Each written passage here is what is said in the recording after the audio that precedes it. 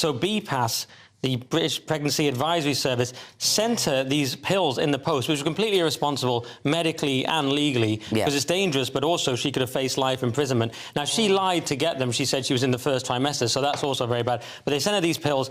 She had to deliver the baby stillborn, is apparently haunted by its face, as you can imagine, and has deep remorse, which must have been absolutely horrific.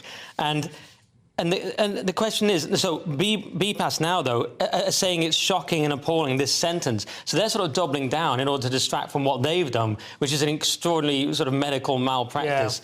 See, I don't know if I can legally say that. That's my opinion.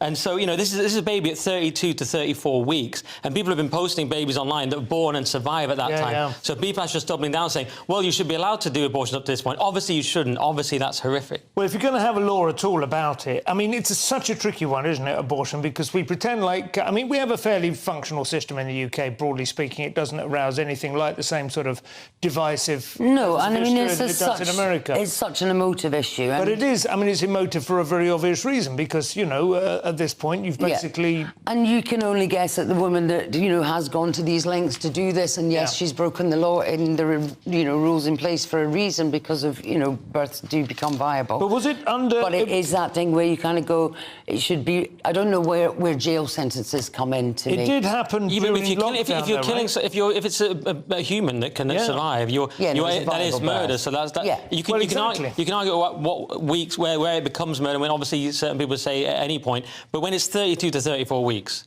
I mean, there's no other argument. It's a very viable birth. But, I mean, I do have sympathy as well. It's a very, very difficult case, because she has essentially transgressed a sort of understood...